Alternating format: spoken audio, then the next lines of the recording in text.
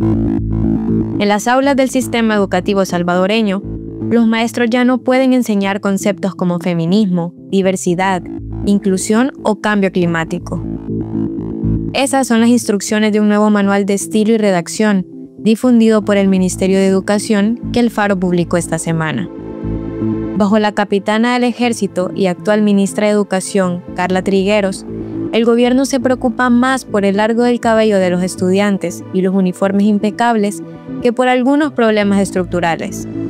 Por ejemplo, entre 2023 y 2024 aumentó en más de 19,000 el número de personas mayores de 10 años que no saben leer ni escribir, según la encuesta de hogares de propósitos múltiples del año pasado. Soy Graciela Barrera. Es 1 de noviembre. Hoy en el resumen, las palabras prohibidas en las escuelas de Bukele.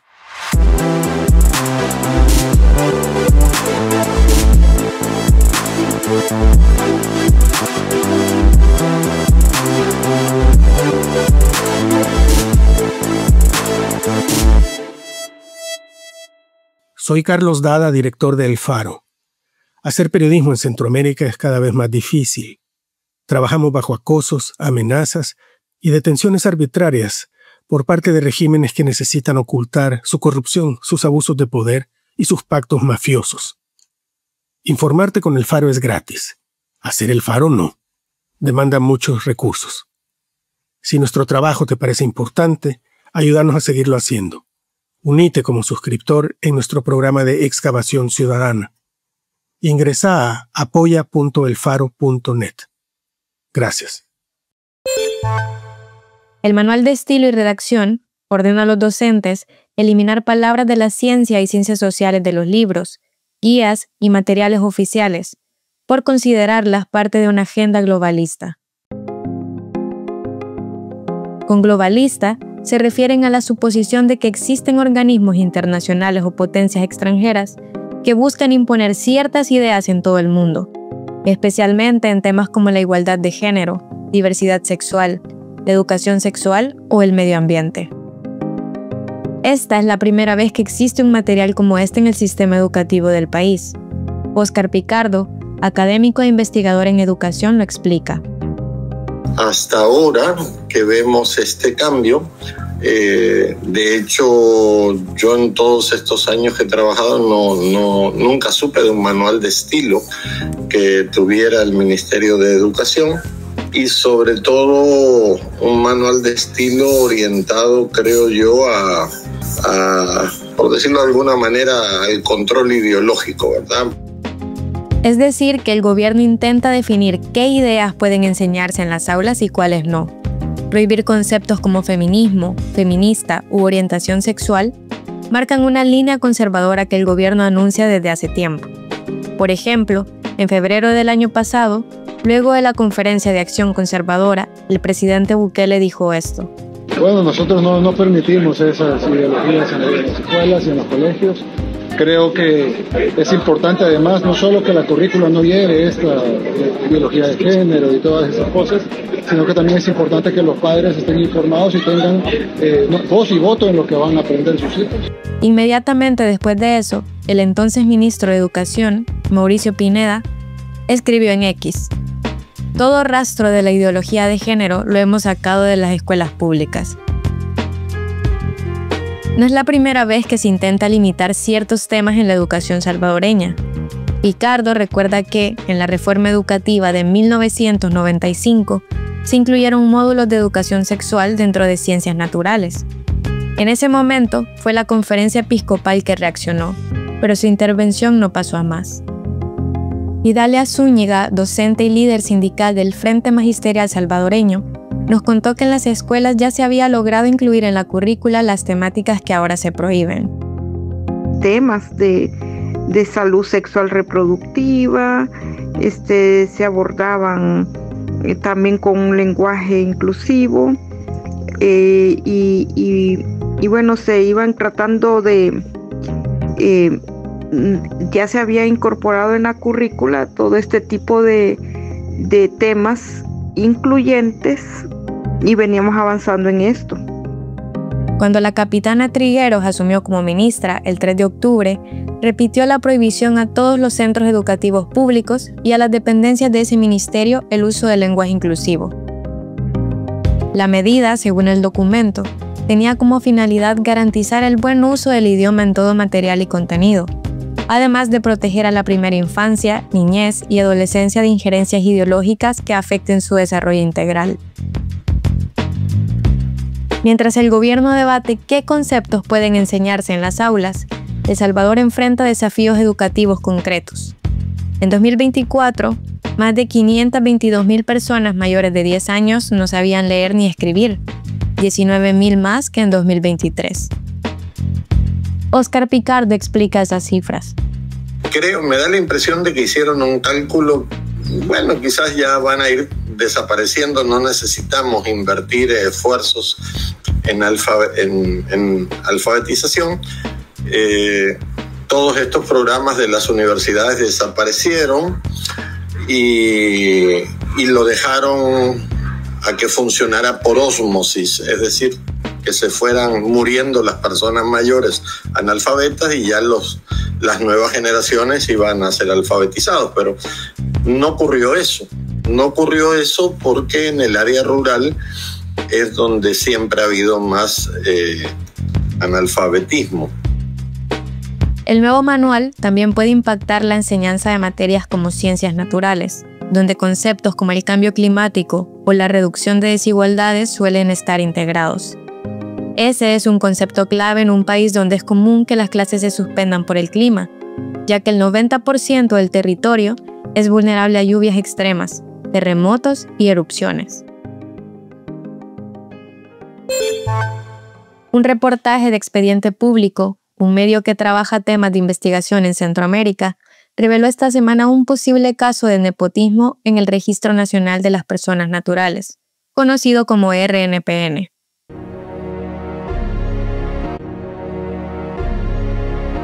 Nadia Lisset Portal, hermana de la vicecanciller de Diáspora y Movilidad Humana, Cindy Mariela Portal, trabaja como asistente administrativa en el exterior del RNPN.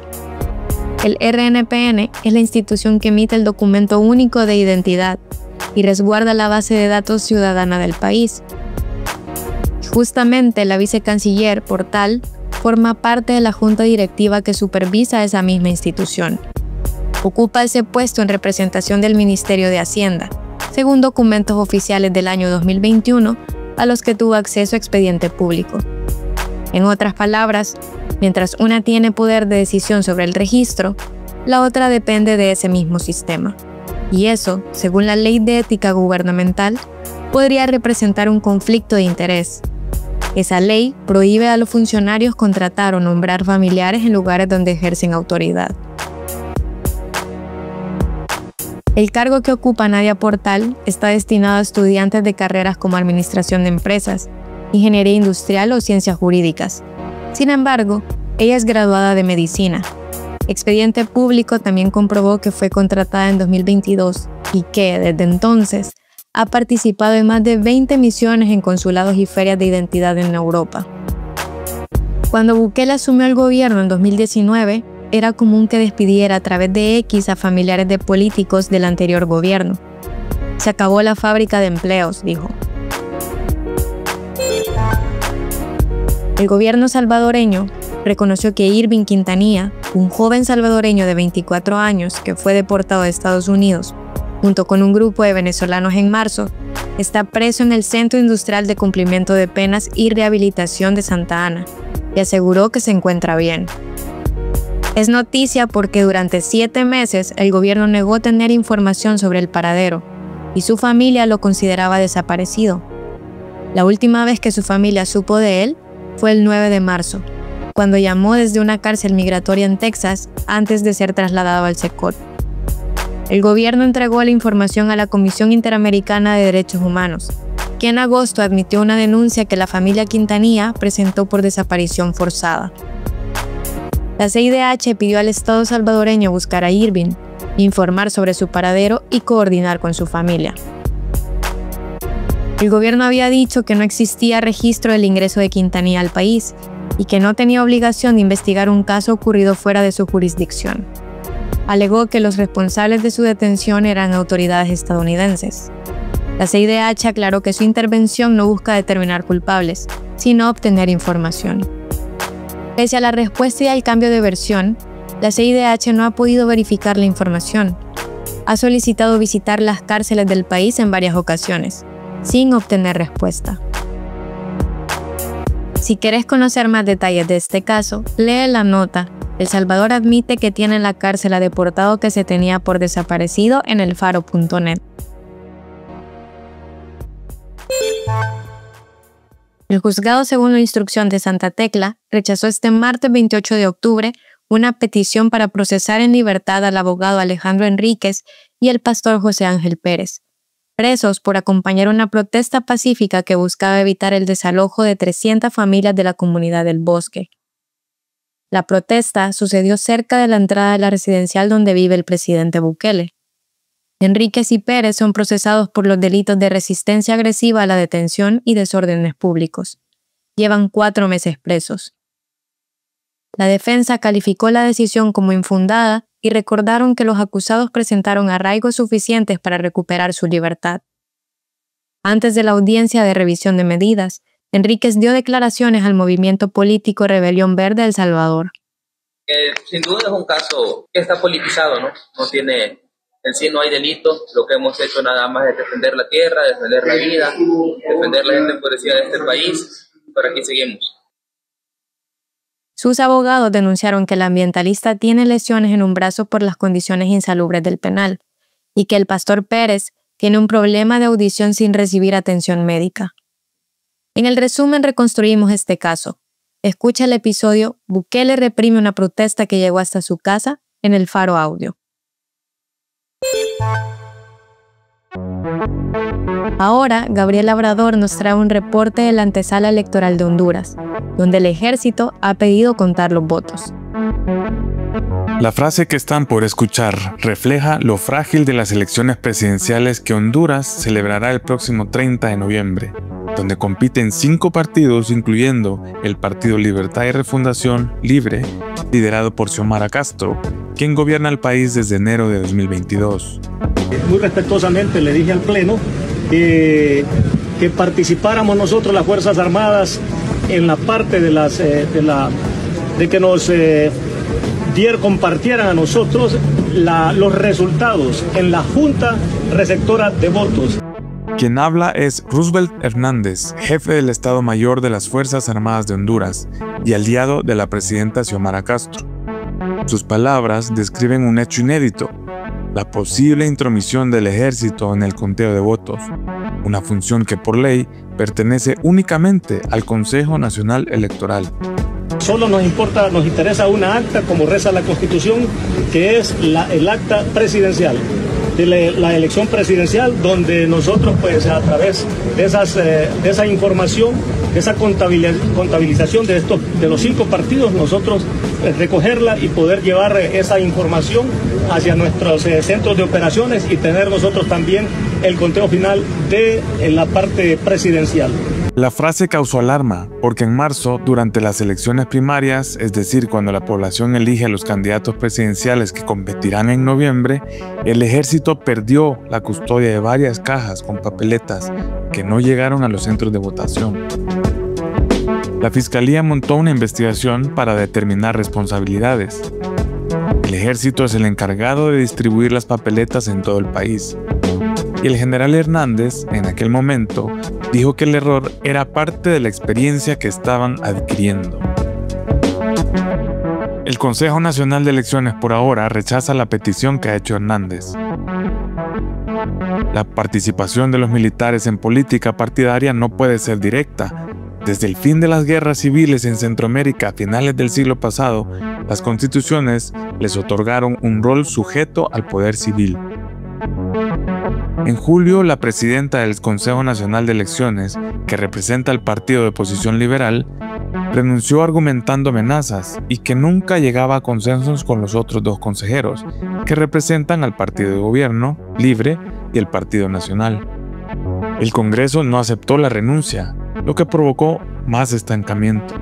Por si fuera poco, el consejero del oficialista libre dejó de asistir a las sesiones.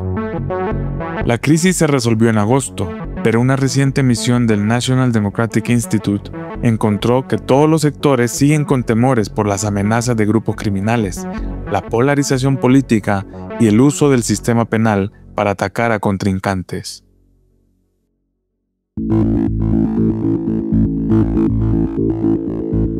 Les queremos contar que la próxima semana no habrá nuevo episodio del resumen. El equipo del Faro Audio estará participando en el Foro Cup, con conversatorios que estarán disponibles en nuestro canal de YouTube. Volvemos el 14 de noviembre con nuevas historias y análisis. Aquí termina el episodio de hoy del resumen. Suscríbete al Faro Audio en Spotify, Apple Podcasts o iHeartRadio. El resumen es un podcast original del Faro Audio. Este episodio fue editado por Victoria Delgado y Nelson Rauda. El arte de portada es de Daniel Reyes. La producción de sonido y música es de Omnium.